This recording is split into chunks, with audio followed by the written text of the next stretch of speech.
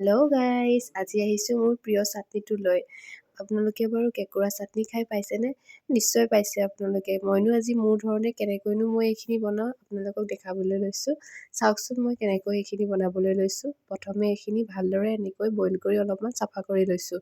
মানে তাত কিবা কিবি মাটি চাটি সোমাই থাকিবও পাৰে ন। চাফা কৰা হৈ গ'ল। এতিয়া গেছত এটা এটাকৈ দি দিছোঁ। যিহেতু পুৰিবৰ কাৰণে গেছে ব্যৱহাৰ কৰিছোঁ, জুই নাই, সেইবাবে মই গেছতেই গোটেইখিনি পুৰিবৰ কাৰণে লৈছোঁ।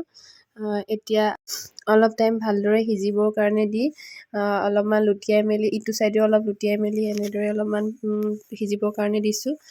সিজি হোৱাৰ পিছত মই তাতে এটা বিলাহীও দি দিছোঁ, কাৰণ বিলাহীৰ সৈতে দিলে অলপমান সোৱাদটো বেলেগ হয়, কাৰণ বেলেগ বেলেগো কিবা দিব পাৰে, কিন্তু মই বিলাহীৰ লগতে কৰিব বিচাৰিছোঁ।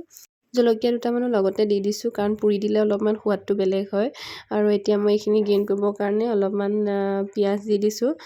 পিঁয়াজৰ লগতে মই পোৰা জলকীয়াকেইটাও দি দিছোঁ আৰু লগতে বিলাহীটো দি দিছোঁ।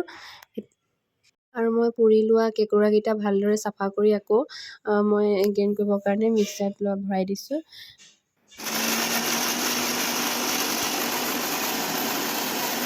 চাওকচোন গোটেইখিনি গ্ৰেইণ্ড কৰাৰ পিছত কেনেকুৱা হৈ গ'ল। এতিয়া অলপমান গোন্ধটো ভাল আহিবৰ কাৰণে অলপ ধনিয়া দি দিছোঁ আৰু লগতে কেঁচা মিঠাতেল আৰু সোৱাদ অনুসৰি মই নিমখ অলপমান দি দিছোঁ। আৰু গোটেইখিনি মই পুনৰবাৰ আকৌ এইটো গ্ৰেইণ্ড কৰিবৰ কাৰণে লৈছোঁ। অলমষ্ট মোৰ চাটনিখিনি ৰেডি হৈ গ'ল।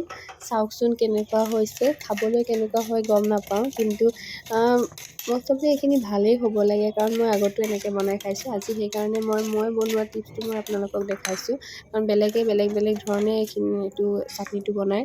আৰু মই এনেকৈ চিম্পুলকৈ মই এনেকৈ বটি থাকিব নোৱাৰোঁ, সেইকাৰণে মিক্সাৰতে ভৰাই দিওঁ। আৰু মোৰ হিচাপত মই এইখিনি বনাইছোঁ আৰু হৈ গ'ল মোৰ চাটনিখিনি। আৰু যিসকলে খায় তেওঁলোকেও এবাৰ ট্ৰাই কৰি চাবচোন কেনেকুৱা লাগে, আৰু কেনেকুৱা পায় মোক জনাবলৈ নাপাহৰিব।